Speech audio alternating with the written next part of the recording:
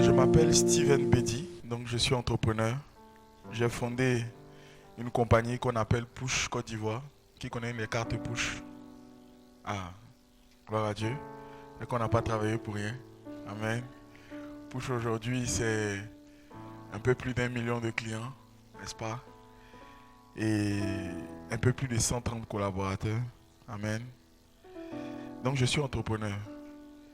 C'est pour ça que je suis ici et pas là. Amen. Je ne suis pas devant vous parce que j'ai réussi. Je suis devant vous parce que mon témoignage contient des clés pour aller quelque part. Et ces clés-là, je suis venu les partager avec vous. Je ne sais pas pourquoi vous. Mais comme le bishop a dit, c'est par le Saint-Esprit que je me suis retrouvé ici. Laïka, c'est mon ami. On est dans la technologie ensemble. Et dès qu'il m'a appelé, qu'il m'a dit, est-ce que ça t'intéresserait de faire une conférence dans notre église? J'ai tout de suite accepté. Je ne savais pas c'était où, je ne savais pas comment, j'ai dit oui. Et la raison pour laquelle j'ai dit oui, c'est cette raison-là que je suis venu partager aussi avec vous. Amen. Le thème de notre conférence, et j'en ai été le premier étonné, parce que dès qu'il m'a dit ça, j'avais déjà fait une conférence à Vase d'Honneur Faya qui s'appelait le parcours de l'entrepreneur en Christ. Et je me disais, j'allais revenir parler de ça. Et puis l'Esprit m'a dit, réveiller des héros. Et dès que je lui ai envoyé, je dis, voici ce que j'ai fait. Je lui ai envoyé d'abord l'ancienne conférence. Et puis j'ai dit, mais l'Esprit me dit pour vous, réveiller des héros. Et c'est à cet instant précis qu'il m'a dit que l'église s'appelait les héros de Christ. Amen. Avec Dieu, il n'y a pas de hasard. Avec Dieu, il n'y a pas de hasard. Donc, avant toute chose, pourquoi réveiller des héros? N'est-ce pas? On est dans notre vie va relativement bien. Et puis on est là et puis on se dit, pourquoi je vais aller chercher à changer le monde alors que ça va, j'ai ma petite vie, j'ai mon mari, j'ai ma femme, j'ai mes enfants. De quoi j'ai besoin encore? J'ai mon travail. Pourquoi je vais me lever pour aller faire autre chose?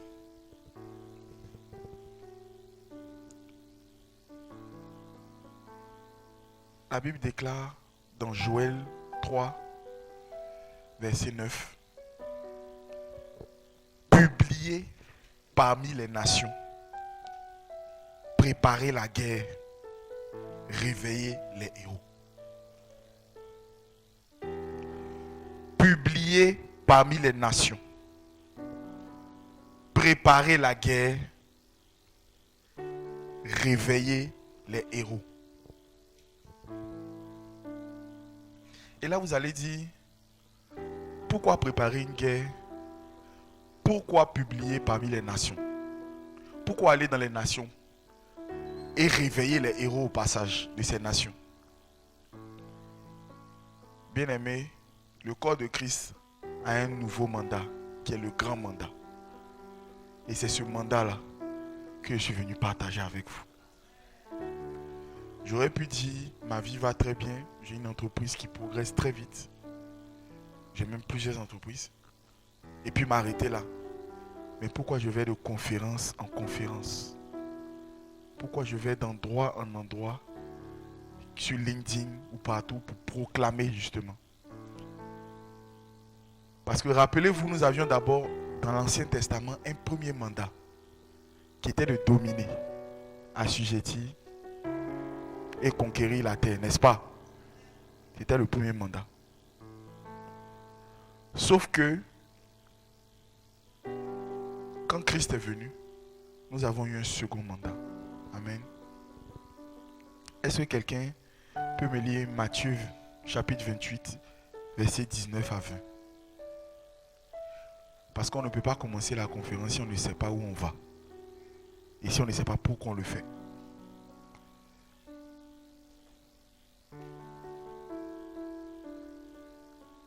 Quelqu'un a le verset? Oui. Matthieu 28, verset 19 à 20.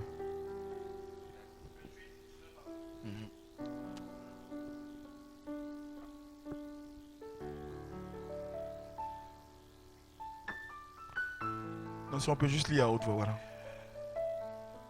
Matthieu 28, verset 19 à 20, je lis la parole de Dieu. Allez, faites de toutes les nations des disciples, les baptisant au nom du Père, du Fils et du Saint-Esprit, et enseignez-leur à observer tout ce que je vous ai prescrit. Et voici, je suis avec vous tous les jours jusqu'à la fin du monde. Amen. On va relire maintenant, séquence par séquence. Relis, s'il te plaît. Allez, faites de toutes les nations des disciples. Stop. On a parlé des nations tout à l'heure, non? On a dit publier parmi les nations, préparer la guerre, réveiller les héros. Et on vous dit quand vous allez aller dans ces nations pour réveiller les héros, là, faites d'eux des disciples. Bien aimé, notre mandat, ce n'est pas d'être riche. Le nouveau mandat que Christ nous a donné, c'est de faire des nations des disciples. Faire des nations des disciples. Mais à aucun moment, il nous a demandé de changer de métier. Est-ce qu'on se suit? À aucun moment. Simon-Pierre était pêcheur de poissons. Il a dit désormais tu seras pêcheur d'hommes. À quel moment il a dit d'arrêter d'être pêcheur? À aucun moment. Donc ça veut dire que si tu es une coiffeuse, si tu es une commerçante, personne ne doit venir acheter quelque chose chez toi et repartir comme il est venu. Les nations dont on parle ici, le pasteur Mohamed dit, en latin c'est ethnos. Ethnos c'est l'environnement dans lequel tu te trouves. On ne t'a pas demandé de tout abandonner pour devenir pasteur. Ça c'est le travail des bishops. Mais on dit que toi, dans ce que tu fais, tu dois te réveiller héros. Et puis tu dois faire des nations, des disciples, à travers ce que tu fais. Donc je ne sors pas moi de ce que je suis en train de faire. Je suis devant vous parce que j'ai un parcours professionnel qui me permet de me tenir devant vous afin de créer des héros pour faire des nations, des disciples. Je suis dans le mandat. Tu peux continuer s'il te plaît. Les baptisant au nom du Père, du Fils et du Saint-Esprit. Amen. Et enseignez-leur à observer tout ce que je vous ai prescrit. Et voici, je suis avec vous tous les jours jusqu'à la fin du monde. Il dit que quand le héros va se réveiller dans les nations et qu'il va faire des nations des disciples, il dit et voici, c'est une conséquence. Quand tu vas commencer à faire ça, c'est là que je serai avec toi toujours. Occupe-toi des affaires de Dieu. Dieu va s'occuper de tes affaires. Est-ce qu'on comprend où on va?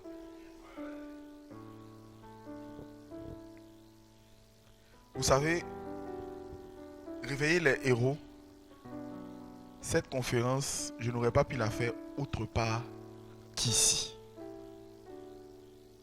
Parce que les héros de Christ sont ouf. Amen. Je pense que ce n'est pas un hasard. Vous savez, le chrétien était endormi. La paresse est une âme du diable. C'est pour ça qu'aujourd'hui, je donne des cours d'entrepreneuriat. J'ai 14 classes de 28 femmes entrepreneurs à qui j'enseigne l'entrepreneuriat à travers les principes divins. Afin de faire de ces femmes et des foyers qu'elles portent et des enfants qui vont émaner de ces foyers des disciples. Je n'ai pas changé de métier. Le héros s'est réveillé dans son ethnos, dans sa nation. Amen. Et la paresse nous a endormis, chrétiens. Et quand je vois cette église, je vois une église jeune, dynamique de laquelle va partir des héros. Si je suis ici, c'est par la volonté de Dieu. Et des héros doivent sortir d'ici. On ne doit pas sortir de ce culte-là et ne pas être transformé. Que chacun de mes mots puisse transformer quelqu'un ici. Vous savez, la Bible dit que le paresseux met la main dans le plat et n'envoie pas la viande jusqu'à sa bouche. Ça veut dire que nous travaillons tous les jours. Mais parce que nous ne sommes pas en train d'aller faire des nations des disciples, on met la main dans le plat. Ça veut dire que tu as quand même préparé le plat. Mais tu ne mets pas à ta bouche. C'est ça qu'est le paresseux selon la Bible. Ce n'est pas celui qui dort et puis ne travaille pas. Ce n'est pas ça que la Bible appelle le paresseux. Ça veut dire que tu fais le faux combat. Paul disait, j'ai combattu le bon combat. Si dans ton travail, tu n'as pas le fardeau de faire des nations des disciples, tu n'es pas encore arrivé. Tu vas courir longtemps.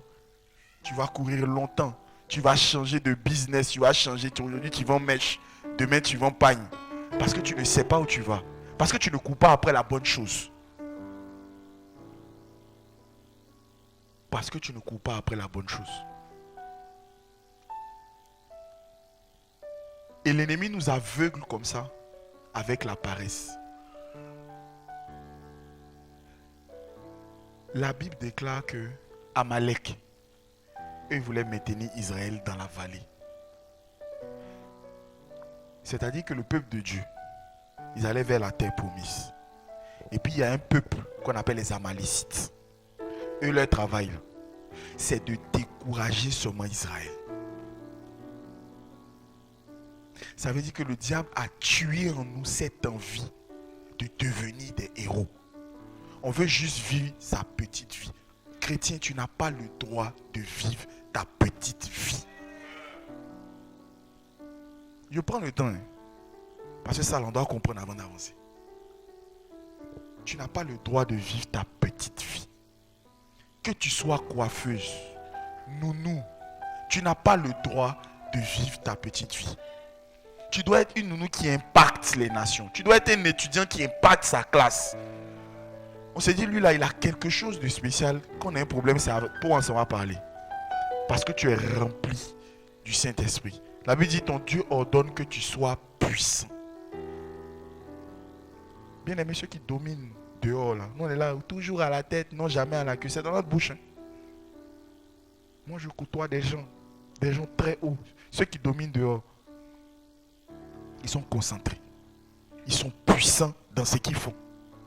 Toi, tu arrives léger comme ça, tu penses que tu vas dominer quelqu'un. Est-ce qu'un héros peut se réveiller ce matin?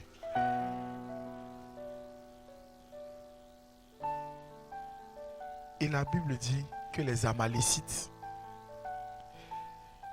c'est-à-dire, ils veulent tellement casser notre morale pour nous empêcher de faire des nations des disciples, de réveiller les héros qui sont nous. Ils veulent tellement casser notre morale qu'ils vont, vous vous rappelez dans la Bible, ils sont allés, ils ont attaqué le camp de David. Ils ont pris les femmes. Ils n'ont pas tué. Parce que s'ils ont tué, tu vas venir te venger. C'est trop simple. Ils veulent abattre ton moral. Donc ils ont pris les femmes et les enfants et puis ils sont partis avec eux. Amen. Ça veut dire David et puis ses soldats, ils ont pleuré pendant 3 jours. Et ça, c'est le travail d'Amalek. Vous endormir, nous endormir. Donc l'essence même de cette conférence-là, réveiller les héros. Il faut que nos esprits changent. Amen. Et justement, à travers mon parcours,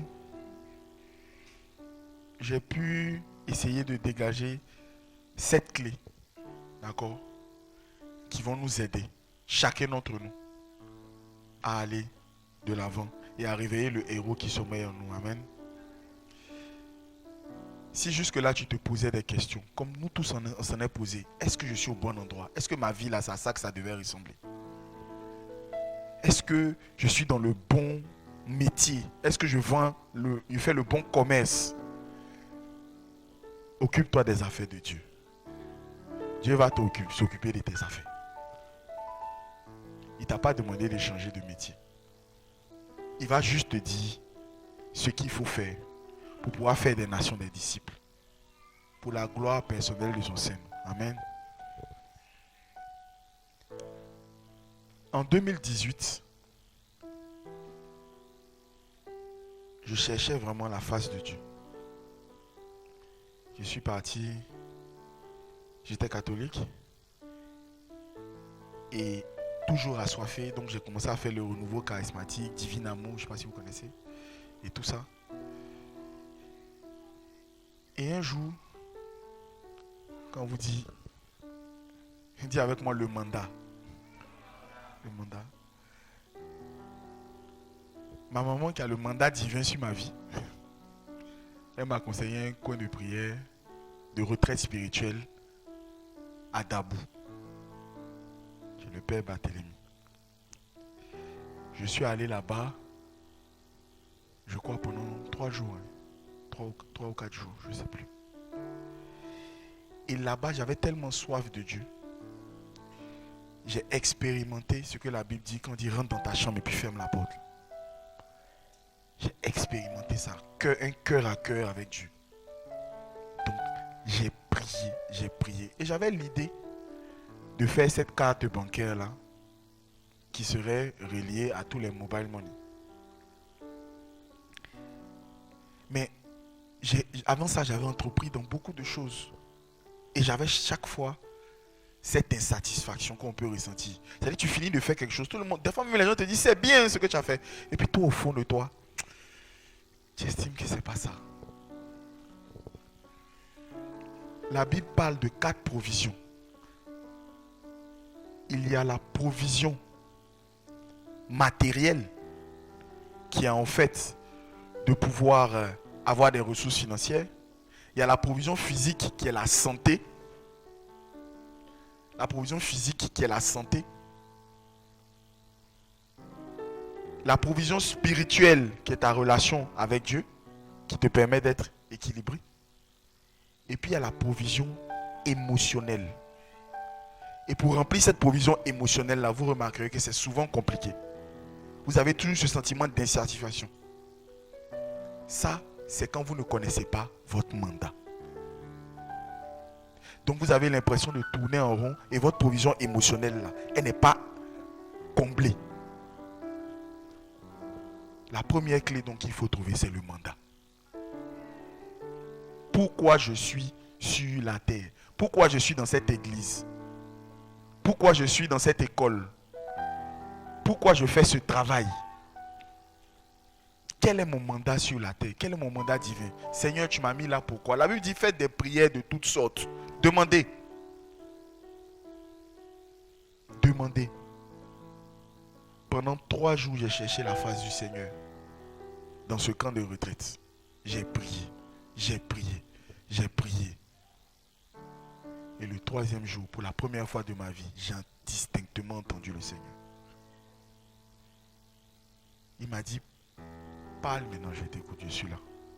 Parce que là-bas, il y a une pièce, d'accord, qui est insonorisée, où on peut rentrer pour aller prier. Où tu pries, tu pleures, tu chantes, tu fais tout ce que tu veux. On ne t'entend pas dehors. Et c'est là-bas que pendant 3 jours, j'ai réclamé, j'ai demandé. Et au bout du 3e jour, Dieu est venu et puis il a dit, parle, je t'écoute. Parce que nous, chrétiens aussi, quand on prie, on n'aime pas entendre la réponse. Ou on n'aime pas attendre la réponse. Moi, j'étais au milieu de nulle part, donc j'attendais. Il a dit, ok, qu'est-ce que tu veux? Vous savez, le mandat, c'est quelque chose qui est au fond de vous. Ça ne vous a jamais quitté de vous depuis que vous êtes petit. Dieu a mis cette capacité en vous. Vous savez, dans les familles, par exemple, quand il y a un mariage, il y a une personne à qui on s'en va confier toute la nourriture. Il y a toujours dans les familles des gens comme ça. Où on dit, ce n'est pas le plus grand, hein, mais quand il y a un problème, c'est chez lui on s'en va parler. C'est son mandat. C'est la capacité qui est liée à son mandat. Amen. Donc moi, depuis petit, ma maman est là, j'ai toujours su que je serais entrepreneur. Et pas n'importe lequel. Un grand entrepreneur. Toujours. La dernière fois, mon père me rappelait que j'avais à peu près 10-11 ans. Et puis il disait que je disais, moi je vais gagner de l'argent sans travailler. Mais ce que l'enfant que j'étais voulait dire à travers ça, c'est que j'aurais le niveau d'entreprise et de dividendes nécessaires pour ne pas avoir à travailler et faire l'œuvre de Dieu. Mais ça, je ne savais pas encore. Donc quand le Seigneur me demande qu'est-ce que tu veux, je lui réponds ce qui a toujours été au fond de moi. Je veux être un champion national. Un champion national, c'est un entrepreneur qui crée des milliers d'emplois, qui transforme la vie des gens. Et il m'a répondu, tu vas être un champion national. Moi, je gagne quoi dedans?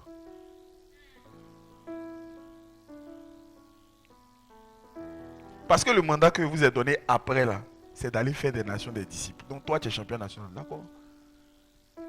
Mais moi, qu'est-ce que je gagne dedans? Et quand il m'a dit ça, j'ai répondu, je serai le champion national de Jésus.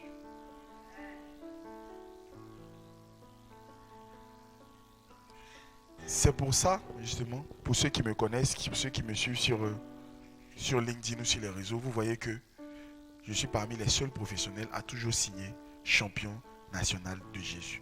Parce que j'estime que il y a beaucoup de champions nationaux. Mais combien sont du Christ?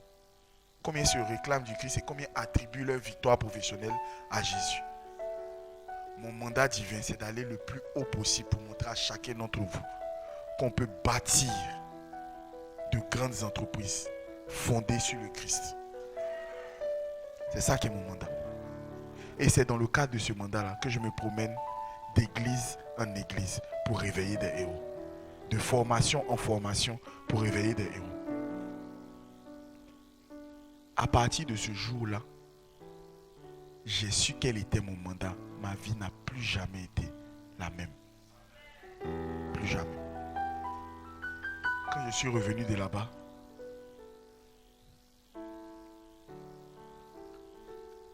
j'ai écrit en statut WhatsApp à partir du 4 avril 2018. Chaque jour, ceux qui ont mon WhatsApp ici savent, champion national de Jésus. Chaque jour. Mais c'est l'esprit qui avait mis ça en moi qui m'avait dit de faire ça.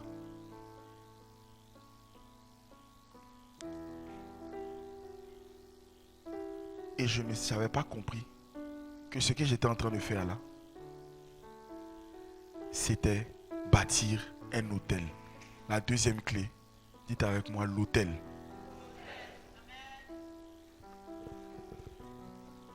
Est-ce qu'on peut lire Exode 17? Exode 17, versets 14 et 15.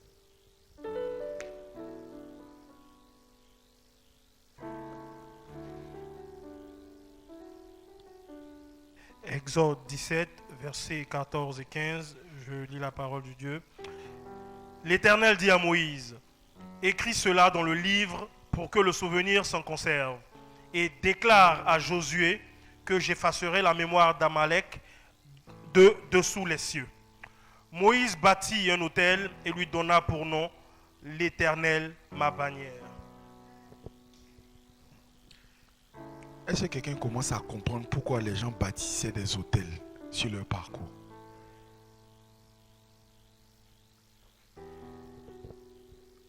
Jacob bâtissait des hôtels quasiment partout. Abraham aussi. Parce qu'avec le temps, l'Esprit m'a révélé que la prière, c'est la connexion à Dieu. L'autel, c'est un abonnement. Est-ce que tu as compris ce qui est expliqué? La prière, c'est la connexion avec Dieu. Mais tu es au prépayé. Tu charges tes unités puis tu appelles. L'autel, c'est un abonnement. C'est en vertu de l'autel que quand bien même David fait des erreurs, il active l'autel qu'il a scellé. Et Dieu est obligé de se rappeler de cet autel-là. Bâtissez des autels.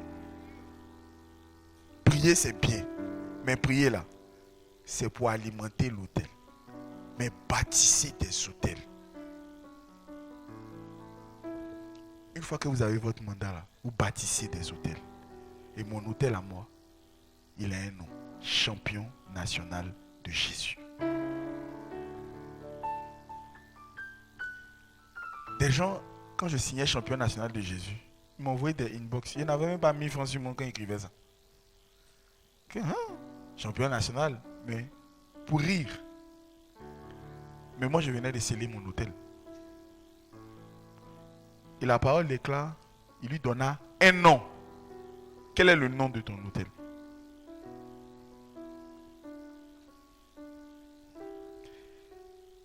Ne négligeons pas les secrets spirituels.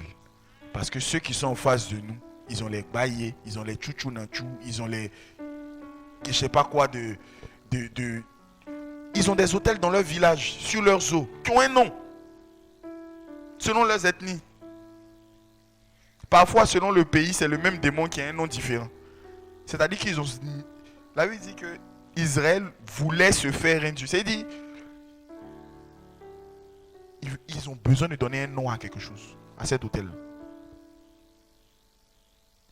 Ceux qui sont en face de nous utilisent les hôtels. Nous, on va dormir. Jésus a déjà tout payé pour nous. On n'a pas besoin de sacrifier des bœufs. On n'a pas besoin de sacrifier des poulets.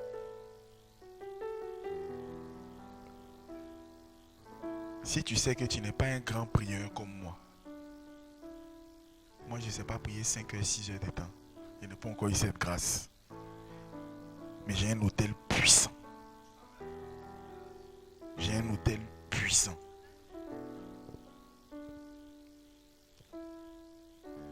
La Bible dit que l'Éternel, en vertu de l'hôtel qu'il avait avec David, David a déconné, il voulait tuer David. David lui a rappelé, mais qui va te louer comme moi? L'Éternel, lui seul, l'a rappelé ses anges. Il dit, bon, laissez David un peu d'abord. L'hôtel, c'est un abonnement.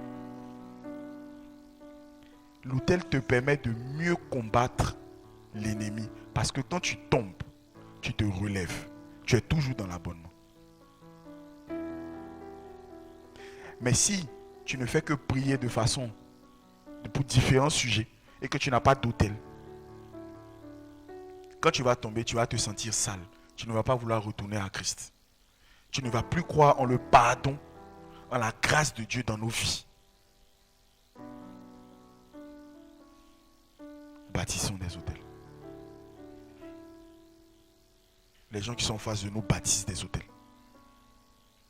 Bâtissons des hôtels. C'est hôtel contre hôtel. Et puis ils ne pensent pas qu'ils puissent gagner. Ils ne pensent pas.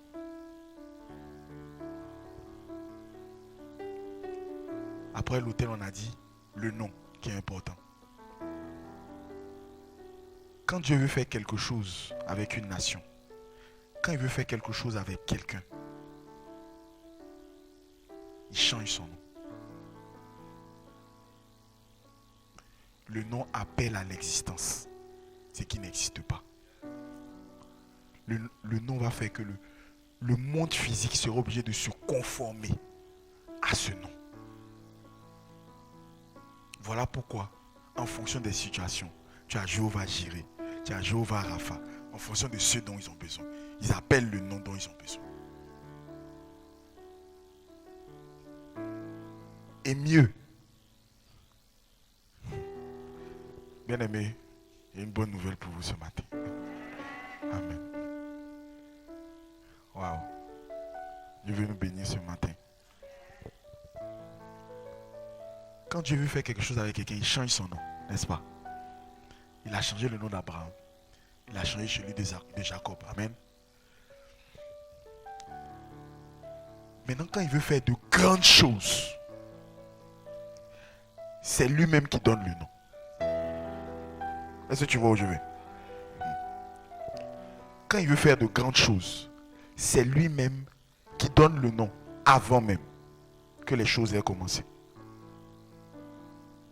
Jean était dans le ventre de sa mère. On savait déjà qu'il allait s'appeler Jean.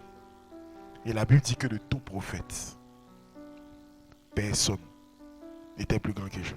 Amen.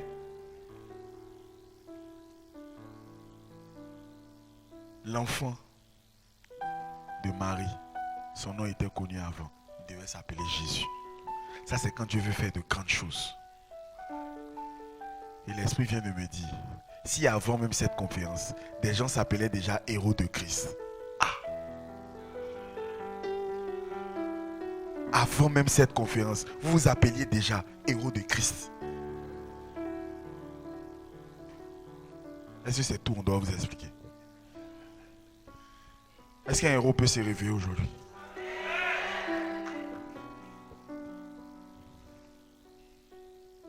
Votre hôtel est déjà là. Je ne sais pas où sont les paniers là, mais connectez-vous. Connectez-vous. Votre hôtel est déjà là. Vous êtes dans la grâce d'avoir déjà un hôtel de héros.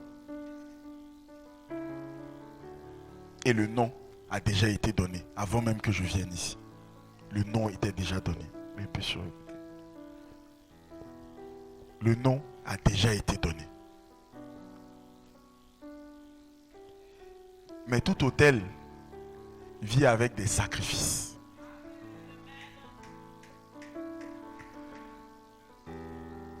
Tout hôtel se nourrit de sacrifices. Tout ce que Jean t'a expliqué là. Tant que tu n'as pas le sacrifice qui va avec l'autel, ton autel ne sera vide, il ne sera pas alimenté. Salomon pouvait dire, je ne donnerai rien qui ne m'a rien coûté. C'est-à-dire, on lui donne des bœufs cadeaux, on dit, tiens, va faire sacrifice avec. Si on m'a donné, c'est plein sacrifice. Je ne donnerai rien qui ne m'a rien coûté. Pour moi qui étais catholique, nous on ne jeûnait pas. J'ai jeûné pendant 2 ans, tous les mercredis et vendredis. Voici ma femme qui est là. Ce qui était très difficile pour moi. Et j'ai commencé à véritablement prier. Dieu a regardé à mon sacrifice. Il m'avait même demandé, qu'est-ce que tu me donnes pour sceller cet autel? J'ai dit, je vais jeûner tous les mercredis et vendredis. Et je vais te prier au moins une fois par jour. Ne te joue pas les enfants guéris. Si tu veux que ta parole pèse au moment où tu dis au nom de Jésus, il faut que cette parole-là soit fiable sur terre comme au ciel. Donc, ne prononce que ce que tu peux faire pour que ta parole ait de la puissance. Je me suis dit, Seigneur, moi je ne prie pas avant. Je vais prier une fois par jour pour toi. Et puis je vais jeûner mercredi, vendredi. Toi, quel est ton sacrifice? Est-ce que tu as déjà parlé de Dieu à quelqu'un dans la rue? Est-ce que quand on te demande de faire venir aider à l'église pour faire le programme, tu viens? Quel est ton sacrifice? Dieu n'a pas besoin de ton argent. Dieu n'a pas besoin de ton argent. C'est le maître de l'or et puis l'argent. Dieu va envoyer un jeune que tu connais bien qui a besoin d'aide. Tu l'as aidé ou tu ne l'as pas aidé. Et même dans aider là encore, ne soyons pas fous. Il ne faut pas être gentil, il faut être bon.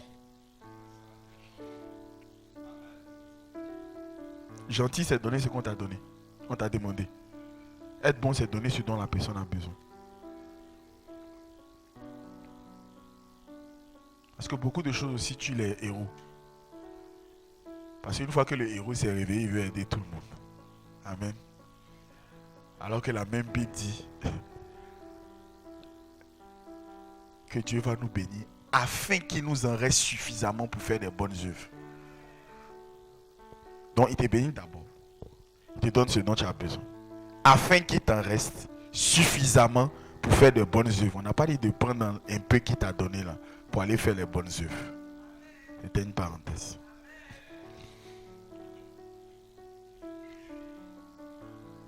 Le sacrifice.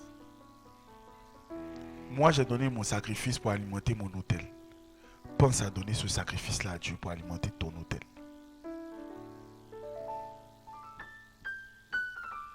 Et croyez-moi qu'un hôtel est tellement puissant. Un hôtel est tellement puissant. Souvenez-vous du roi Ézéchias. On lui a annoncé sa mort. Il a tapé sa tête contre le mur. Et il a rappelé à l'Éternel tous les sacrifices qu'il avait fait pour lui. La Bible dit, Dieu a dit au même prophète, va lui dire, je lui donne 15 ans de plus. Vous voyez la puissance de l'autel. 15 ans de plus.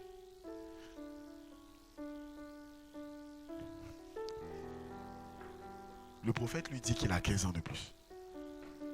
Il dit que lui, pour croire ce que le prophète l'a dit, l'homme qui est sur l'escalier là, le prophète lui demande, ça doit avancer mais ça doit reculer. Avancer est simple. Il dit non, ça n'a qu'à reculer. À cause d'hôtel, hein? Cette discussion c'est à cause d'hôtel. Il dit ça n'a qu'à reculer. Maintenant quand tu es allé faire histoire-géographie après à l'école, ça veut dire que Dieu a fait tourner la terre dans le sens inverse pour montrer qu'il respectait l'hôtel qu'il avait avec Ézéchias. Et tu comprends ce qu'il dit? La terre a tourné dans le sens inverse. Par respect pour un hôtel.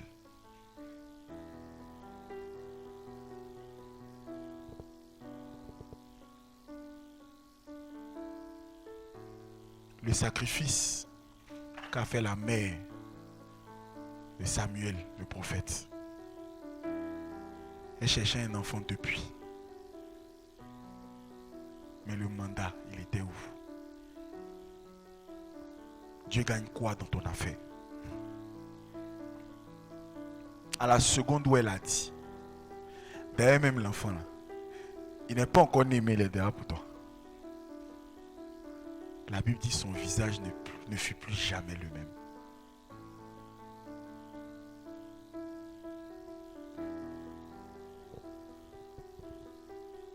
Parallèlement à ça, en face de nous, il y a des gens qui ne rigolent pas avec le sacrifice. Est-ce que tu peux me donner 2 Rois 3,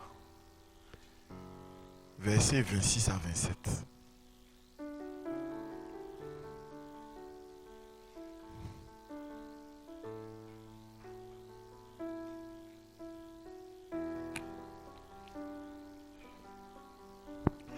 Deux Rois 3, versets 26 à 27.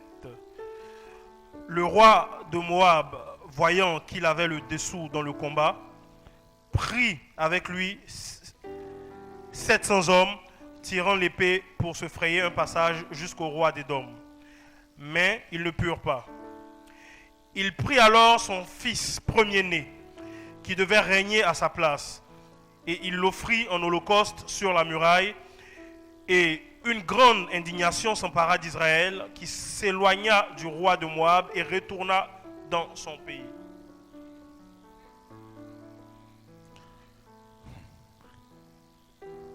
Ils sont en train de t'expliquer, au cas où tu n'as pas compris, qu'il y a des qualités de sacrifice que tu fais, où tu n'as même plus besoin de te battre, l'ennemi s'en va. À plus forte raison, nous qui avons mis en sacrifice l'agneau immolé, imagine la qualité si tu actives ce sacrifice. Ne donne pas des petits trucs qui ne sont pas contraignants pour toi pour faire des sacrifices. Tu dis, ah Seigneur, tu as vu, je suis parti servir. Plus le sacrifice te coûte, plus tu n'auras pas à te battre.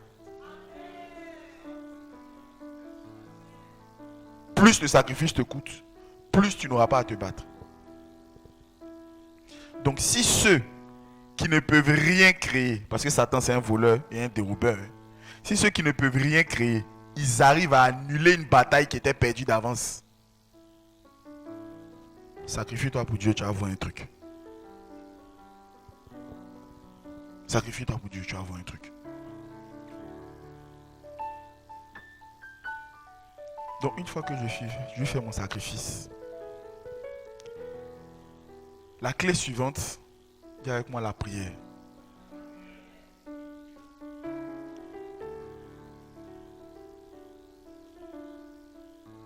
La prière. Ésaïe 43, verset 26. La Bible dit, réveille ma mémoire et plaidons ensemble. Parle toi-même pour te justifier. Bien-aimé, on ne prie pas au hasard. Quand tu veux changer, réveiller un héros, changer ta destinée, prépare-toi. On ne prie pas au hasard. La Bible dit, réveille ma mémoire. Ça veut dire quoi? Dieu est comme un juge dans un tribunal. Vous savez tout de suite là, si quelqu'un rentre, on vous arrête. Si vous n'arrivez pas à justifier que ce n'est pas vous qui avez tué la personne, vous allez aller en prison même si ce n'est pas vous. C'est la même chose avec le ciel. Satan c'est le procureur, lui il est là pour t'accuser. Et si tu ne connais pas la parole, tu vas te faire accuser cadeau. Dans le désert, il n'est pas parti faire par là avec Jésus. Il a testé Jésus dans la parole. Il dit saute. On dit que les anges vont te rattraper, non? Mais Jésus lui répondait comment? Il est écrit. Méditer la parole, c'est pour pouvoir se battre par la prière en temps de crise et pour pouvoir ouvrir les écluses des cieux. Si tu veux changer ta vie, arrête de prier au hasard. Tu lis ta Bible un peu, tu notes ce qui va t'aider par rapport à ce que tu veux demander.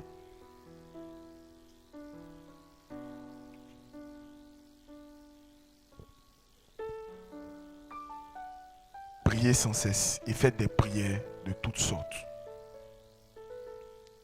Parce que certains d'entre vous vont vous dire, ah, nous dans notre famille là, on ne se marie pas. Ah, nous dans notre famille là, il n'y a pas de boss. En tout cas, c'est mon oncle là, le colonel, c'est lui le boss de la famille. C'est-à-dire que vous allez réussir à croire, on va réussir à vous faire croire que de par votre position, vous ne pouvez pas devenir un héros de votre famille. Non.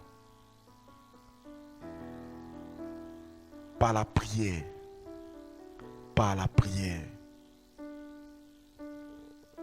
vous pouvez changer votre destin. Et décorréler totalement votre destin du destin de votre famille. Si ça n'était pas arrivé avant, c'est pas à vous que ça va arriver.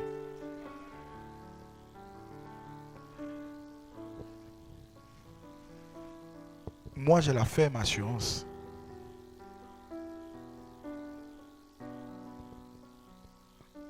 que de par mon mandat,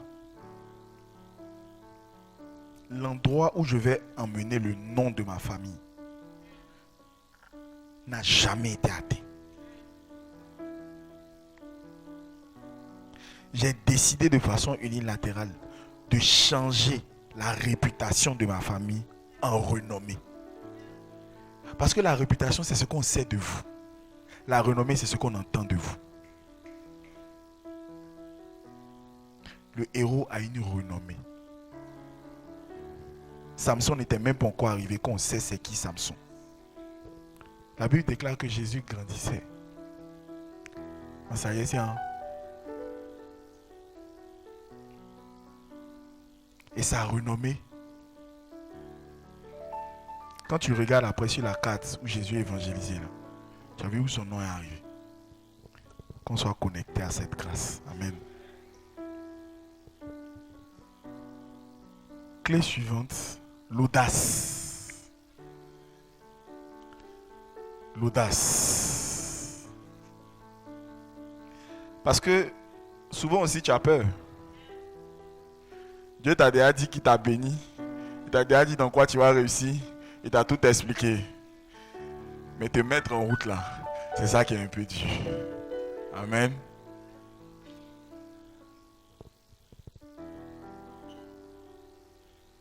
Pourquoi la Bible nous recommande de prier? Et pourquoi l'Esprit nous demande d'avoir un autel? C'est pour combattre. C'est pour combattre. Parce que l'ennemi est là. Tu penses que lui va te laisser passer? Non. Comment tu combats?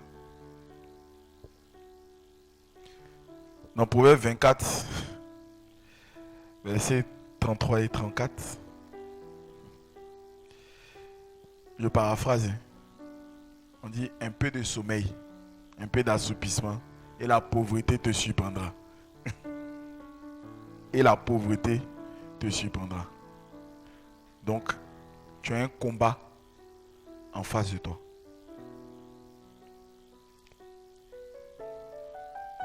L'audace maintenant, c'est quoi? En vérité, on peut lier l'audace à l'obéissance. Il faut être audacieux pour suivre ce que l'Esprit t'a mis à cœur. Quand bien même il y a la souffrance, quand bien même ça l'est dur, si tu es convaincu que là est ton mandat divin, avance face à cette adversité. La Bible dit que si vous souffrez parce que vous êtes en train de faire quelque chose de bien, c'est grâce aux yeux de Dieu. C'est grâce aux yeux de Dieu.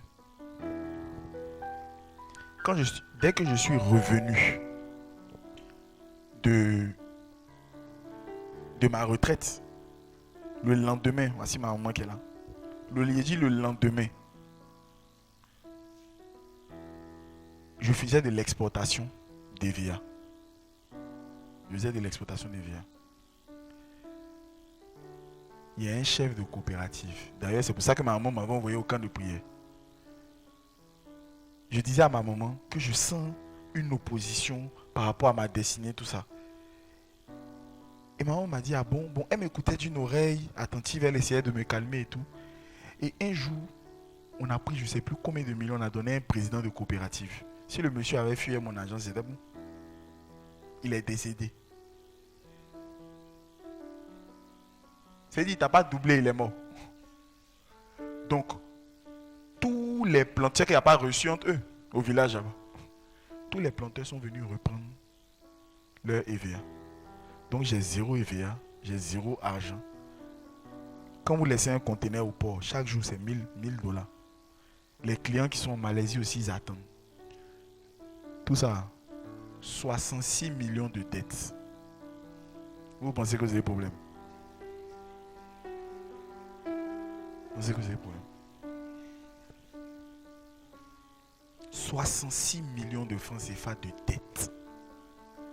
Dès que je descends de la retraite. Justement, donc quand je dis ça à maman, que le monsieur et mon maman disent, c'est pas normal. C'est comme ça qu'elle me mène au camp de prière.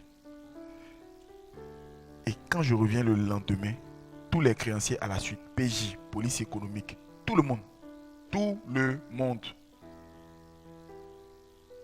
m'envoyer en prison. Je vous ai parlé d'Amalek au début. Parce que maintenant tu connais ton mandat divin, parce que tu t'es mis en route, Amalek va vouloir te décourager. Ça veut dire que j'étais comme ça sur la route d'un destin brisé. Et puis j'ai fait cette prière dans mon cœur. Quand je vous dis dans mon cœur, là, je suis assis comme ça, et puis les vrais braqueurs sont là. Les vrais braqueurs sont là. Et à la PJ, les tueurs, les braqueurs, tout ça, on les enferme dans une cellule. Et puis, il y a une pré-cellule, si tu veux, pour des gens entre griffes moins violents. Ou on te dit pour rester là à la faute payer 15 000. Il n'y avait que 15 000 sur moi. Est-ce que tu comprends ce que je t'explique?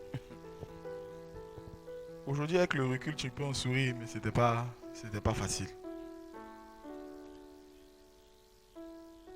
Et c'est là que est important qui t'accompagne dans ton chemin.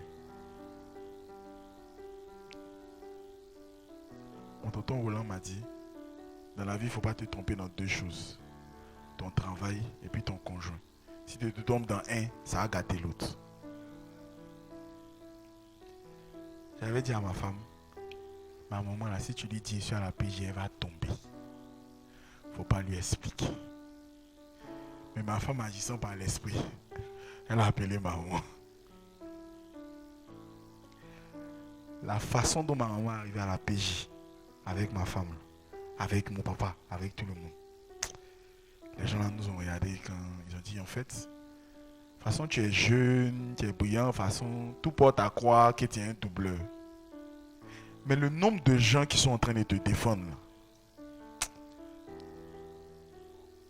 commence à se poser des questions. Et j'ai fait cette prière à Dieu en plein dans les géoles là. Et c'était mercredi, c'est jour de transfert à la Maca.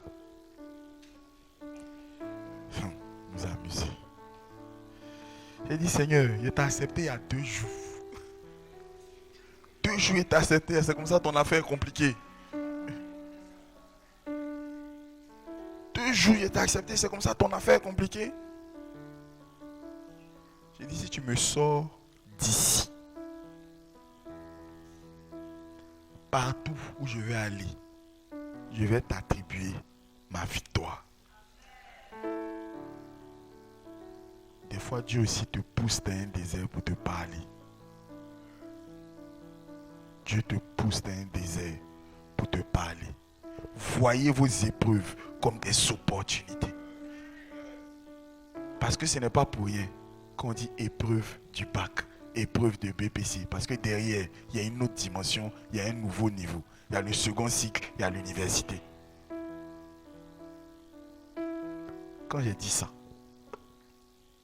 à 19h30 par là, mes parents, ma femme, tous ces ils ont réussi à convaincre les gens que je ne suis pas un truand. C'est comme ça qu'ils m'ont laissé. Le lendemain matin, convocation, police économique d'un autre créancier. Même stress. On prie, ma femme et moi, toute la nuit.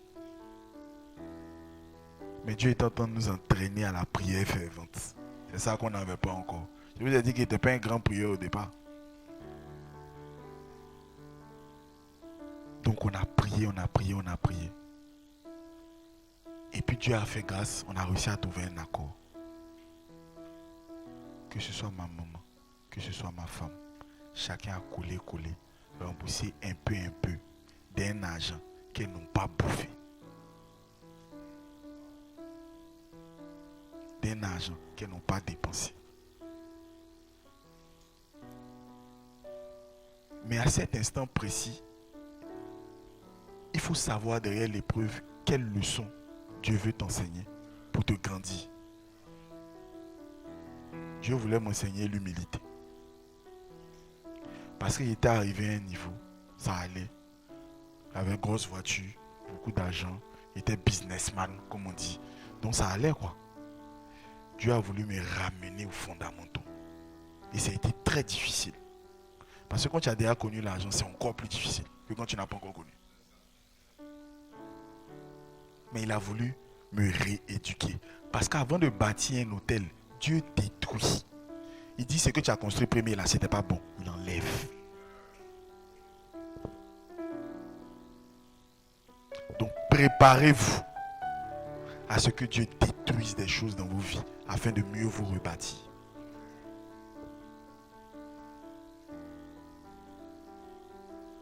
J'ai, comme la Bible dit, fait des prières de toutes sortes. J'ai demandé à l'Esprit. Maintenant que je suis sorti de là, on était toujours dans le remboursement. Les gens acceptaient des moratoires même, c'est-à-dire des échelonnements que personne n'aurait accepté. Mais c'est Dieu qui incline le cœur des rois. Les gens acceptaient des modalités qu'ils n'auraient pas acceptées. L'hôtel était activé.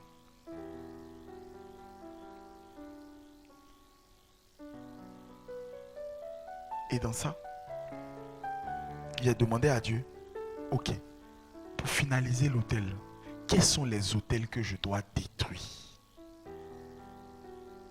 Il m'a dit, arrête de sortir. Oublie ça à tout jamais. Arrête la fête. Je me suis séparé. Si je suis sans amis, peut-être il m'en est resté 5 ou 6. C'est là que j'ai véritablement rencontré Dieu. Peut-être il m'en est resté 5 ou 6. Parce qu'en fonction où tu veux aller, là où tu veux aller, Jésus était suivi par des centaines de personnes. Et puis il a pris 12. Tu n'es pas obligé d'aller avec tout le monde. Ça ne veut pas dire que tu ne les aimes pas. Jésus aimait tout le monde. Mais pour sa mission là, il avait besoin de tous. Prends les gens de ta mission pour avancer. Les autres, tu vas les retrouver devant. Amen. Et l'Esprit m'a dit comme ça qu'il fallait que... L'Esprit m'a donné clairement des orientations d'hôtel à détruire. Vous savez, quelqu'un qui est quelque part, qui vous en veut pour quelque chose, ça peut être un hôtel qui appelle contre votre vie. Il y a des gens qui sont là, vous leur avez fait quelque chose, ça leur a fait mal. C'est quand on est jeune, on est étudiant, on est dans la fleur de l'âge, on brise le cœur des femmes, des trucs comme ça. Il y a une qui est assise quelque part là-bas et puis elle a prononcé un truc sur ta vie. Garçon. Elle a prononcé un truc sur ta vie. Tu arrives jusqu'à un certain niveau, au moment où c'est presque cuit, ça tombe. Parce que peut-être tu lui as fait enlever un enfant. Parce que peut-être tu l'as remplacé par sa camarade. Parce que peut-être. Idem pour les femmes. Tu as bouffé l'argent de quelqu'un là-bas. Le monsieur a dit, ok, elle m'a fait ça. Elle n'aura jamais ça. Je suis allé demander pardon à des gens pour des choses qui dataient de 5-10 ans. Il y a des personnes que j'ai appelées même, qui ont investi dans des business à cause de moi, parce qu'ils m'avaient vu là-bas. Et le business a capoté. Ce n'est pas moi qui ai bouffé son argent, mais le cœur de la personne est serré sur moi. Et Dieu m'a révélé ces personnes-là distinctement, à qui je devais aller demander pardon. Il y a une, quand je lui ai dit, elle est musulmane. Je lui ai dit, je sais que je n'ai pas bouffé ton argent, mais je viens te demander pardon quand même. Parce que l'Esprit m'a dit de te demander pardon. Elle a éclaté en sanglots. Elle dit, l'église où tu es arrivé là, c'est la bonne église. Parce que je ne te cache pas que ça fait des années, même quand je te voyais t'épanouir sur Facebook, sur les réseaux, j'avais mal au cœur. Elle a éclaté en sanglots, une musulmane. Donc priez pour que Dieu vous permette de renverser les autels qui empêchent de devenir ce que vous devez devenir. Tout dépend de la qualité de votre cœur, de la disposition de votre âme. La Bible dit, veille sur ton cœur plus que toute autre chose. Vous aussi, si vous en voulez à des gens, allez briser cet autel, ça vous retient derrière. Ça vous retient. Si quelqu'un vous a fait du mal, demandez la force du Saint-Esprit pour briser cet autel. Sinon, tout ce qu'on est en train d'expliquer, vous n'allez pas l'expérimenter.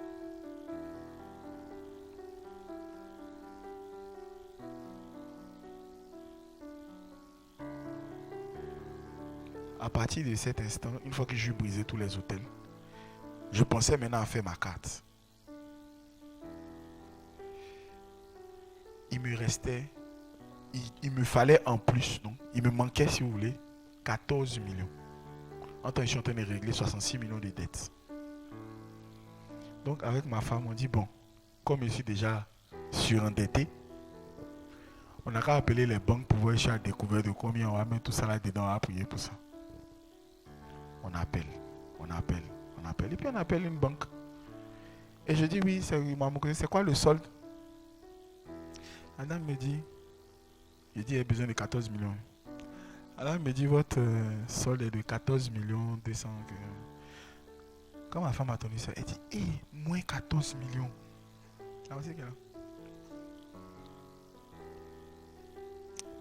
Moi, j'ai entendu 14 millions. Elle a entendu moins 14 millions. J'ai dit, bon. Je viens vers vous. Je sors, je m'en vais à la banque. J'ai dit, madame, le solde là, c'est combien? Elle dit, mais je vous ai déjà dit au téléphone 14 millions. J'ai dit, ok, si vous me dites que mon solde est 14 millions, c'est dit, si je fais un retrait de 10 millions là, je peux. Eh bien, regardez, le monsieur est fou.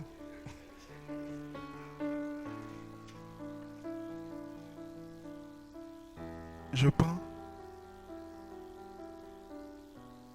Je fais un retrait de 10 millions.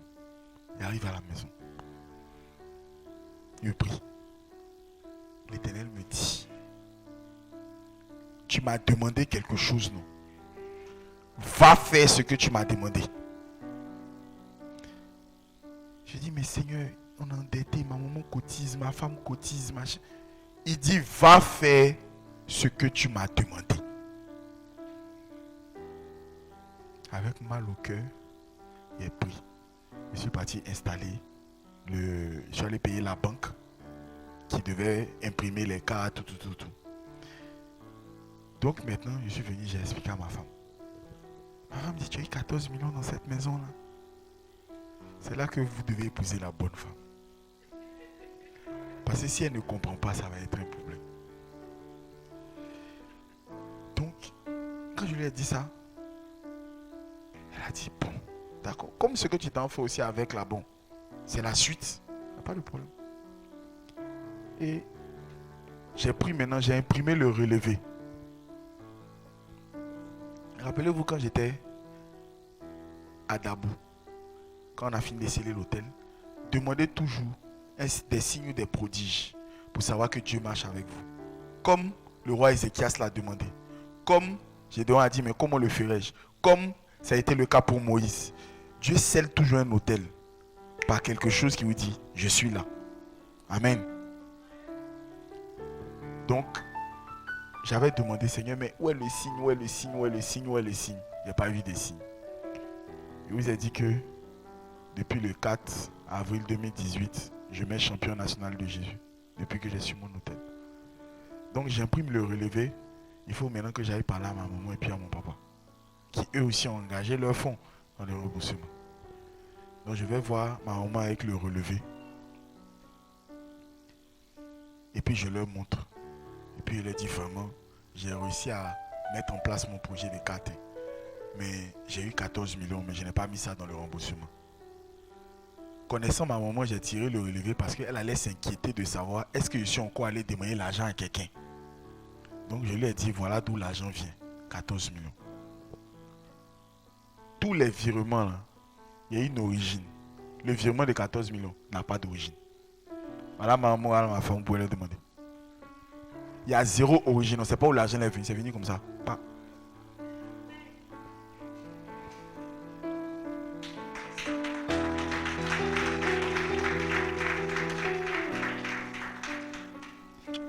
Le virement date du 4 avril 2018. Est-ce que vous connaissez Dieu? Le virement date du 4 avril 2018. Là où j'étais là-bas, j'ai demandé des prodiges. Il avait déjà répondu. Et puis il me laissait m'embrouiller.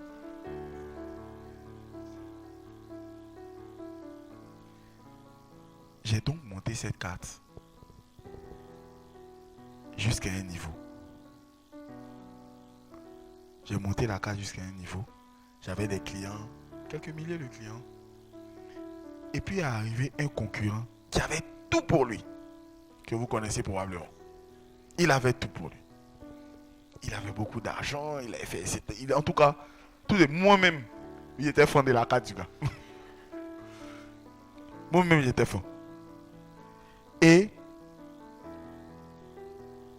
à cet instant précis, il faut avoir l'humilité de demander encore. Éternel, c'est comment? Je ne sais pas où je vais, je ne vois plus. Je ne vois plus la route. Et puis là, Dieu me dit, tourne-toi vers le secteur informel. Je dis, mais Seigneur, les gens même qui sont allés à l'école, ils ne savent pas bien utiliser 4 visas. C'est ceux qui ne sont pas allés à l'école là qui vont utiliser. Il m'a dit oui. Donc quand il m'a dit oui, moi, non, mais quelqu'un qui m'a donné 14 millions, un coup. C'est ça qu'on appelle le bâton du souvenir. Je me souviens de ce qu'il a fait. Quelqu'un qui a ouvert la mer en deux. Moi, il ne me plaint pas dans le désert. Non, non, non. Donc, je vais diriger ça vers le secteur informel. C'est pour ça qu'on a le premier call center en BT Baoulé Djoula. C'est pour ça que, au lieu de retirer au distributeur automatique, on peut retirer dans les kiosques, dans les villages. C'est pour ça que, au lieu d'avoir une application mobile, on peut faire cette transaction par étoile 755 dièse. C'est-à-dire que je me suis battu pour trouver des moyens de faire ce qu'il m'a demandé, plutôt que de trouver des excuses de ne pas le faire. Donc quand vous allez vous réveiller là, trouvez des moyens, pas des excuses. Trouvez des moyens, pas des excuses. Une fois que j'ai fini de faire ça, ma collaboratrice qui était avec moi, on était restés 2 après Covid. Elle a regardé ça comme ça, elle dit, boss, tu deviens fou. Moi, je ne peux pas te suivre dedans. Que comment des gens qui ne sont pas là à l'école, tu veux qu'on consomme notre produit sur eux? J'ai dit, c'est Dieu qui m'a dit. Comme elle aussi, c'est une bichopette. Elle a dit, là, on va se séparer. Mais il m'a prié d'abord, il revient. L'esprit lui a dit, reste là. Et puis elle est restée. On est restés 2. Elle dit, bon Seigneur, j'ai fait ce que tu voulais. Hein. Comment on fait? Et rappelez-vous maintenant de Simon-Pierre. Quand Jésus monte dans la barque, et puis il dit, éloigne la barque du rivage. J'ai d'abord fait ce que mon père m'a dit. J'ai poussé la barque. Mon père a enseigné. Quand Jésus a fini d'enseigner, il a dit à Pierre, jette maintenant le filet. Laisse Dieu finir de faire lui son travail avant de commencer toi ton travail.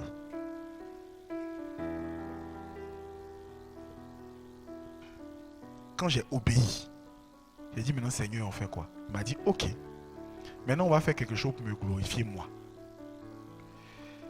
Ton écosystème où tu es là, tu es un héros désormais. Tu veux être un champion national. Pour être un champion, il faut que des milliers d'emplois soient créés. Donc tu vas créer une organisation d'entreprise comme la tienne qui va créer des milliers d'emplois. Juste pour montrer au gouvernement qu'il faut regarder vers ce type d'entreprise. Je dis, mais Seigneur, bon, mais il n'est même pas 5 000 sur moi. D'aller changer la Côte d'Ivoire. Et puis il te donne le programme et il te dit, en fait, il va falloir une loi. Il va falloir l'accès au financement, il va falloir l'accès au marché. Je dis, d'accord, comme c'est toi, allons-y. Comme c'est toi, allons-y.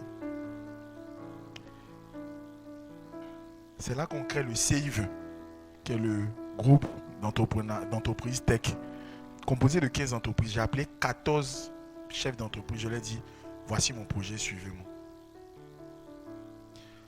Vous pouvez croire qu'on avait 0 francs. Le lancement, on l'a fait au patronat ivoirien, tout frais payé par les Nations Unies. On n'a rien dépensé. C'est-à-dire que Dieu va susciter des gens sur votre route. Il va envoyer des gens. Quand vous êtes dans sa mission, vous n'avez rien à faire, si ce n'est d'obéir. On vous parle de notre Seigneur qui disait aux gens, va dans tel endroit, il y a un âne qui est là-bas. Ils vont te donner l'âne. Il faut dire que moi, je dois monter dessus. Ça veut dire qu'il y a des trucs qui sont déjà placés. C'est Dieu qui te regarde et puis il attend. Est-ce que lui, là, il va aller dans la mission là ou pas? Quand on fait le lancement, on invite l'ADER, c'est une entité d'État au Sénégal qui finance les entreprises. On a demandé un employé de l'ADER pour venir nous expliquer comment ils ont fait chez eux et puis on va essayer de reproduire en Côte d'Ivoire. Le gars s'en va déposer sa lettre de mission. Le DG de l'ADER est en même temps le ministre. Le ministre dit, tu vas où? Il dit, non, je m'en vais en Côte d'Ivoire pour les aider un peu. Il dit, Côte d'Ivoire? Que mon mec, il voulait partir en Côte d'Ivoire. Le ministre sénégalais s'est déplacé lui seul. Il a payé son transport en première classe. Hôtel Ivoire, tout. Il est venu, il a payé tout. Quand ils ont dit à nos autorités ici, il y a un ministre qui arrive pour le lancement du truc des enfants là. Nos ministres aussi sont sortis. Donc voici un lancement de quelque chose à la télé. Il y a beaucoup de ministres. Les gens ne connaissent pas les témoignages de ça. Et une fois qu'on lance ça, il me parle de la loi. Je fais une conférence devant des centaines de chefs d'entreprise français. Et je dis, permettez au gouvernement de Côte d'Ivoire, permettez-nous d'avoir la Côte d'Ivoire et nous vous donnerons l'Afrique. Permettez-nous d'avoir l'Afrique et nous vous donnerons le monde. À cause de cette phrase-là, la présidence m'a appelé. Et la présidence m'appelle et puis disent oui, on a vu, vous avez fait une conférence et tout, venez. On va à la présidence, dit bon, qu'est-ce qu'on peut faire pour vous? On dit ça tombe bien, on a une loi à faire passer. Amen.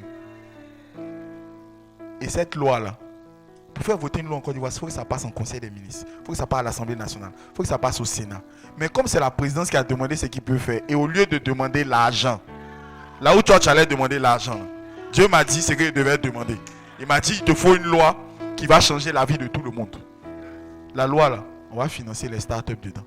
Dans la même loi, des exonérations fiscales, les gens ne vont pas payer impôts. Dans la même loi, il y a un fonds de financement. Et c'est pour moi seul. Donc quand ça vient de la présidence, tous les ministères sont obligés de s'aligner, se mettre. Parce qu'ils disent la présidence vous a demandé une loi, on ne sait pas d'où ça vient, mais ils ont l'air pressés, on n'a qu'à faire ça vite. En à peine 1 an et demi, on a eu notre loi. C'est passé par tout le monde, Sénat, tout. Quand ça arrive chez les gens là même, à l'Assemblée nationale, on dit, et c'est la présidence qui a demandé, il faut leur donner. C'est Jésus qui fait ça. Il m'a dit deuxième chose, l'accès au marché. Ça veut dire que, et l'accès au financement, ça veut dire qu'il nous faut de l'argent pour financer. Le ministre sénégalais, quand il est monté au lancement, il a expliqué comment le Sénégal avait financé. Notre ministre a dit non. Dès qu'il est monté, il n'avait pas prévu ça. Sa première phrase, je donne 500 millions aux startups de Côte d'Ivoire. C'est sa première phrase. Ça veut dire que le ministre sénégalais ne pouvait pas le laisser comme ça. À cet instant précis, il faut être lucide, il faut être concentré, il faut rester sous l'onction. L'esprit me dit, c'est qu'il a dit là. Tous les journalistes qui sont dans la salle, va les voir. Laisse affaire de lancement du CI20, machin, qui devait mettre en gros titre là.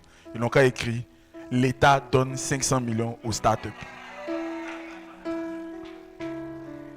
Dans Exode qu'on a lu tout à l'heure, c'est-à-dire là, il a parce qu'il a vu passer tout ça, mais il ne connaît pas l'histoire derrière tout ça.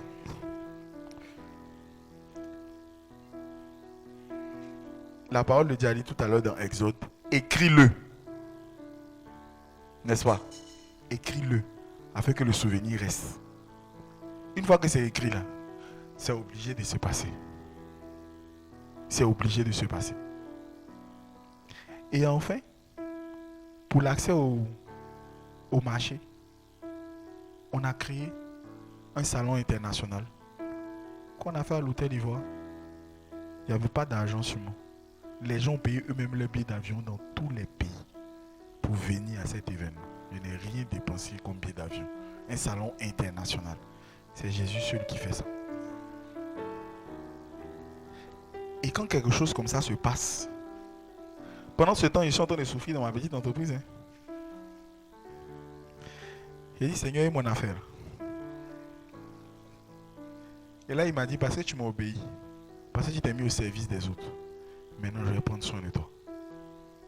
Pour que tu puisses continuer ce que tu es en train de faire pour les autres. Un des membres que j'avais rencontré dans le cadre du collectif qu'on a créé, il était dans une école qu'on appelle MDE. Là-bas, il y a des investisseurs qui sont assis, qui écoutent les jeunes qui ont des entreprises et tout. Le jour où je suis allé là-bas, à sa place à lui, parce qu'il a vu que j'étais au service des autres, il s'est dit, bon, je vais quand même t'envoyer toi, puisque j'étais le moins avancé de tous les 15. J'étais le moins connu, le moins avancé. Pour vous donner une autre idée, les 15 là, c'est 13 prix nationaux d'excellence. Et le seul qui l'a pas, c'est moi. Mais moi, il y a Jésus. C'est ça qui est mon prix. Et ce jeune, quand je vais à sa place, il y a plein d'investisseurs dans la salle, personne ne m'écoute. Mes amis, on leur pose beaucoup de questions, mais moi, personne ne m'a posé de questions. Donc moi, je suis parti. Et puis un jour, il y a un DGA d'un grand groupe qui avait besoin de cartes pour payer ses salariés qui payaient main en main. 8000 salariés. C'est là que dans sa tête, il s'est dit, j'ai entendu parler de cette affaire de cartes là, mais je ne sais pas où. Vous savez où il m'a trouvé? À la télé en train de parler des startups. C'est-à-dire, il est assis chez lui, il regarde le journal. Et puis il voit, non, CI20 vient de se lancer, startup, le président. Il dit, mais voilà le gars que je cherche depuis. Il y avait combien de chances sur 1 million que le gars là me voit à la télé si je n'avais pas obéi à Dieu pour faire ce qu'il est en train de faire pour les autres? Ce n'est pas à vous de choisir la façon dont Dieu va vous aider. Ce n'est pas à vous de choisir la façon dont Dieu va vous aider. Parce qu'on est là, on prie, Seigneur, vraiment, donne-moi le marché là. Il y a un truc. Qui t'a dit que c'est pas le marché qui veut t'élever? Moi, je dis toujours, moi, celui que je préfère de tous les malades qui ont été guéris, c'est Bartimée. Parce que quand l'autre disait, l'infirme disait, j'ai trouvé personne pour me mettre dans le fleuve, dans la piscine pour me guérir. Lui, il a choisi comment lui, il doit guérir. Bartimée dit à Jésus, il demande que veux-tu que il dit, je veux voir. Comment toi tu as fait là? Ça, c'est plus mon affaire. Je veux voir. C'est comme ça qu'il faut parler à notre papa. Je veux voir. Et c'est la même chose. J'ai suivi, il a pris le chemin qu'il voulait. Et quand j'arrive, je lui donne la facture. Je me suis dit, ma vie va changer. Quoi, la facture faisait 80 millions, un truc comme ça. Il dit, mais pourquoi c'est cher comme ça? Je dis non, parce que je dois commander ça à la banque, machin. Et à force de lui expliquer pour me justifier, il a compris le business. Il dit, laisse ta facture de 80 millions, envoie-moi un business plan. Il dit, tu es mon client, je vais t'envoyer mon business plan pour faire. Il dit, envoie. J'envoie le business plan. J'ai peur, je calcule. Je dis non, pour vraiment m'en sortir, il faut genre 200 et quelques millions. Il a regardé. Il dit, va. Ma femme est là. On est parti à l'église dimanche. La Sainte Seine. C'est 1 dans tous les trucs, non? Dans tous les aluminiums. Chez moi, c'était 3. Voilà ma femme qui est là. Donc, j'ai dit, 3 Sainte Seine. Bon, d'accord. J'ai tout mangé. Quand lundi, il m'a retrouvé le monsieur. Il dit, en fait, on a arrêté ton truc là, c'est intéressant. Mais on dirait, toi-même, tu ne sais pas ce qu'il faut faire. Donc, au lieu de mettre ce que tu as mis là, nous, on va te donner 655 millions pour faire ce que tu as demandé. Est-ce que vous comprenez ce que je vous explique? 1 million d'euros.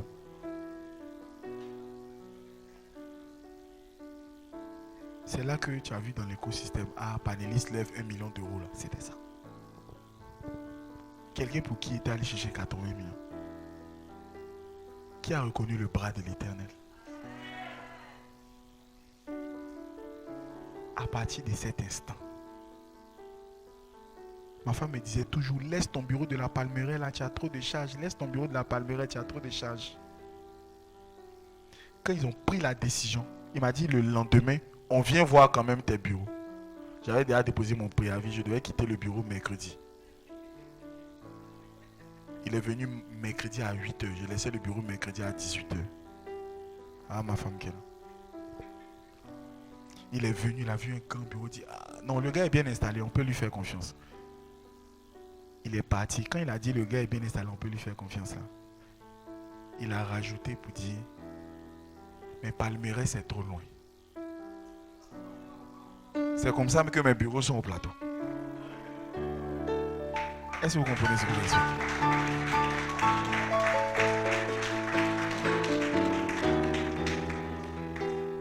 Quand Dieu se lève, parce que tu l'as servi, il n'est le débiteur de personne, il te doit.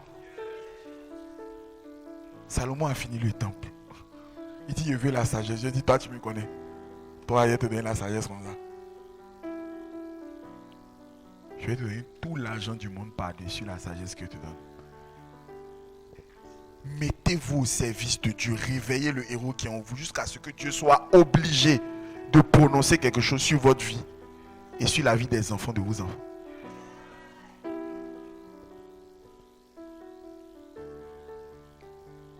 tellement David réjouissait le cœur de Dieu. Malgré qu'il a déconné, il dit, aucun de tes enfants ne manquera sur le trône d'Israël. Salomon est venu en bas. Quand Dieu a vu que les gens ils ont commencé à déconner les lignées suivantes, il dit, bon, comme j'ai promis à David, je vais bloquer le compteur de sa lignée. Je vais envoyer le roi des rois. Après lui, il n'y aura plus d'autres rois parce que ce sera déjà le roi des rois. Voilà pourquoi Jésus descend de la lignée de David. C'est à cause de l'autel.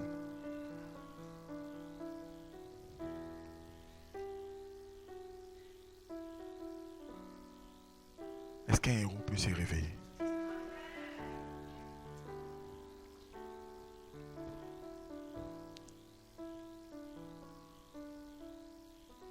Et j'ai envie de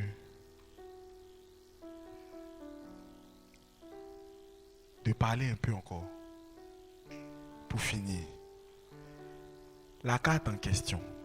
Une fois que je lève l'argent, le montant que j'ai dit là, le concurrent qui était venu, j'appelle le collègue qui était venu entre-temps. Parce que ce n'est pas un concurrent, c'est un collègue. Il me donne l'opportunité de me dépasser. Amen. Moi, je suis allé sur le secteur informel. Tout le monde nous a pris pour des fous.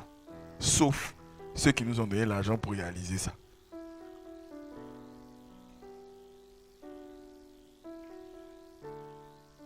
Il avait beaucoup de clients, centaines de milliers de clients. Et partout où je rentrais, tout le monde dit, mais oui, mais c'est quoi la différence avec l'autre? J'ai déjà l'autre, machin et tout. Je dis, il n'y a pas de problème. Je vais me concentrer sur la mission que Dieu m'a donnée.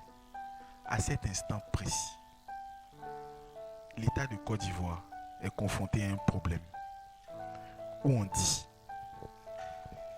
que l'Union européenne dit qu'en 2027, plus aucune denrée ne va quitter la Côte d'Ivoire sans être retraçable jusqu'à son champ. Il vient vers toi, attends. Sans être retraçable jusqu'à son champ. Ça veut dire que Dieu peut prendre une décision planétaire pour toi seul.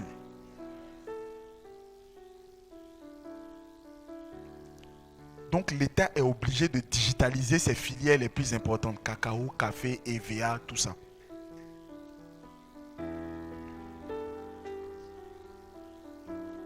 Je viens vers vous. On dit appel d'offres. Toutes les grandes banques sont là. Les Marocains, les trucs sont là. Le conseil Cacao ouvre les dossiers. On demande aux banques là, mais comment les planteurs vont retirer l'argent? Ils disent, on va mettre des distributeurs partout. Distributeurs que vous voyez là, dans les endroits où il n'y a pas courant des fois. On sait Cacao dit enlever les banques dedans. On dit bon, les Norvégiens, les trucs là, les gros logiciels là. D'accord, on va pouvoir tracer le cacao, mais comment le planteur va retirer l'argent? Nous, notre travail, c'est de faire le logiciel de traçabilité. Nous, on ne fait pas carte au bout. Quittez là. Il y avait des grandes usines de fabrication de cartes. On dit, ok, c'est bien, vous avez les cartes, c'est bien. Mais comment on va faire pour tracer le cacao là? Nous, notre travail, c'est de faire les cartes. On dit, d'accord. Mais il y a un dossier quand même qui est correct, qui permet aux paysans de retirer leur argent dans des kiosques, qui leur parle dans leur langue, dans leur ethnie, pour qu'ils puissent comprendre comment utiliser la carte. Mais on ne le connaît pas, on ne sait pas d'où il vient. Mais par contre, c'est lui qui a la solution. On me convoque. Quand on me convoque, je dis, Seigneur, ça là c'est vraiment gros. Est-ce que c'est maintenant on doit aller là-bas? Et c'est là que Dieu me répond, champion national de Jésus. Il ne fait pas ça pour moi, il fait ça pour sa gloire personnelle. Il fait ça pour que je sois devant vous en train de vous raconter ce que je vous raconte.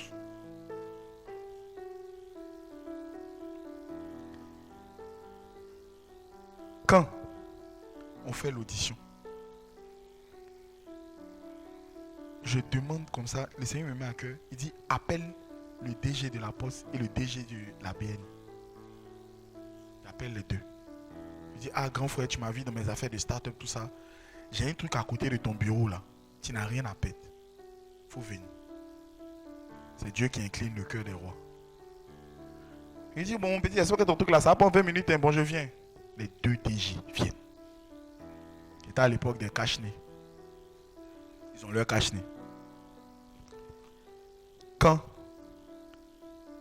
on fait le dépouillement et tout, donc on dit, ok, vous êtes shortlisté, parlez maintenant, pour voir si on peut vous donner. Comment vous allez faire pour que la solution soit sur toute l'étendue du territoire national? Je dis, bon, on va utiliser la Poste de Côte d'Ivoire qui a des agences partout. Et tout. On dit, mais oui, mais est-ce que vous avez un papier qui prouve que vous travaillez avec la Poste, machin? Je dis, papier, voici le DG de la Poste.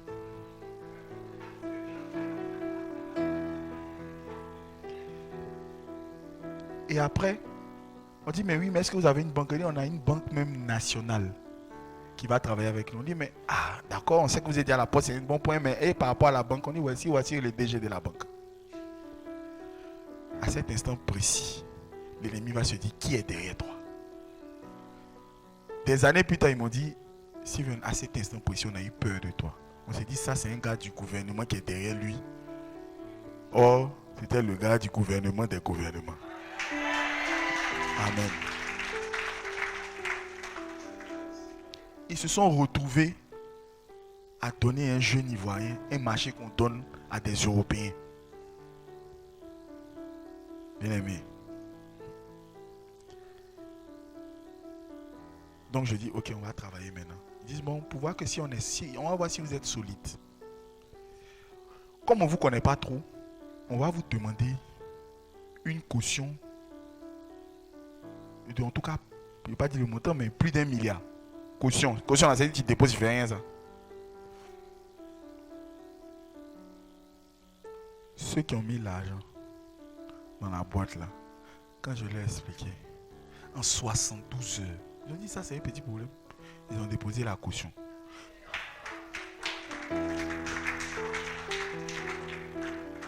Ils ont dit même, ton truc là, on pensait que ça allait marcher dans 5 ans, donc on t'a donné l'argent comme ça. Mais si c'est comme ça, c'est doux. Attends, on va te donner l'argent.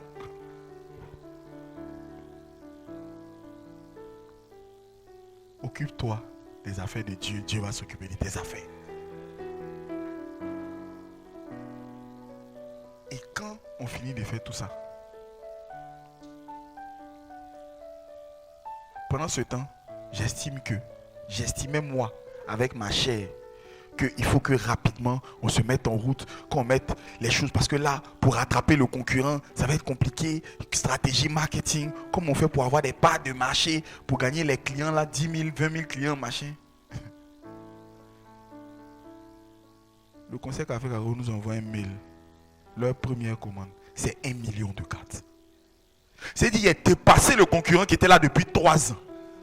En une journée. C'est Dieu qui fait ça.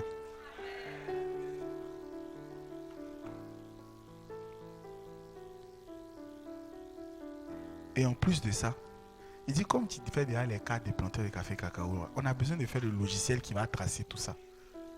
Tu ne veux pas faire? Parce que Dieu ne bénit pas simplement. J'ai dit bon, envoyez. Ce qui fait qu'aujourd'hui, on est la seule entreprise qui a l'expertise du monde rural en termes de finances en Afrique.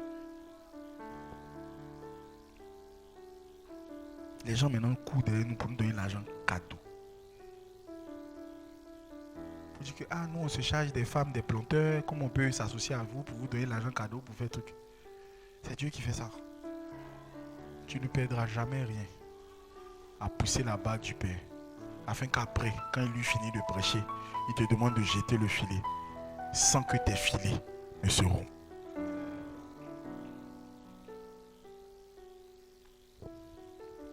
Waouh. Est-ce que des héros se réveillent aujourd'hui?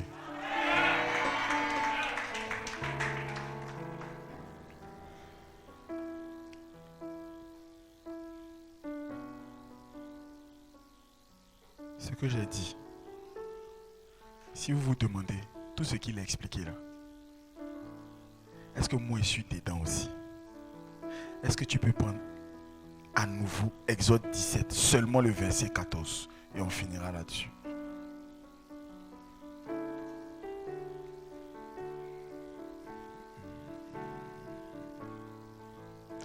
Parce que tu serais tenté de croire que ça là, c'est pour les gens d'en haut en haut. Ah, c'est parce qu'il est parti à l'école. Ah, c'est parce que...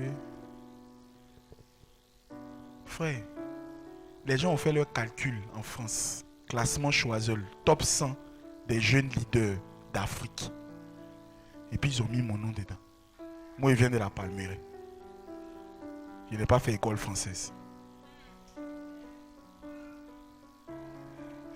Dieu dit, mon hôtel champion national, il va m'envoyer là-bas afin que vous voyez. Donc, ce dont je suis en train de te parler, c'est réel. Ce n'est pas à propos de ta condition actuelle. Réveille le héros. Va faire son œuvre. Lui va se charger de ce qui va t'arriver dans toi, ta vie. Les oiseaux du ciel ne sèment ni ne moissonnent. Dis-moi. Exode 17, verset 14. Merci. L'Éternel dit à Moïse, écris cela dans le livre pour que le souvenir s'en conserve. Et déclare à Josué que j'effacerai la mémoire d'Amalek de dessous les cieux. Lis une fois encore, s'il te plaît. L'Éternel dit à Moïse, écris cela dans le livre pour que le souvenir s'en conserve. Et déclare à Josué que j'effacerai la mémoire d'Amalek de dessous les cieux. Bien-aimé, je vais vous laisser sur ce dernier verset. L'Éternel parle à Moïse. La Bible dit que le Moïse dont on parle, c'est le bishop d'Israël. Le bishop des bishops. Qui m'écoutez. Notre bishop ici là, c'est votre Moïse. Mais l'Éternel peut sauter Moïse et lui donner la commission pour dire que c'est vrai que je t'ai dit même que je vais apparaître. Je vais mettre ma main pour te protéger, te mettre au creux du rocher. C'est-à-dire, la relation que Dieu a avec Moïse est puissante. Mais l'Éternel donne commission à Moïse pour dire que Josué qui n'a pas peur d'Amalek là-bas, celui qui a décidé de se battre, le héros qui a décidé de se lever là, va toi lui donner ma commission. Avant, Dieu ne parlait qu'à Moïse. Dieu a décidé de parler aussi. Est-ce que tu comprends? Avant, Dieu ne parlait qu'à Moïse. Mais aujourd'hui, il a décidé de parler aussi. Il donne commission à Moïse. Va dire à Josué que le combat qu'il a décidé de mener là, son adversaire qui s'appelle Amalek, il a effacé son souvenir de dessous les cieux. Donc si tu doutes encore que tu peux être appelé au milieu de ta famille pour changer la destinée de votre nom, connecte-toi à ce que je t'ai dit aujourd'hui. C'est réel. Est-ce qu'un héros veut se réveiller aujourd'hui?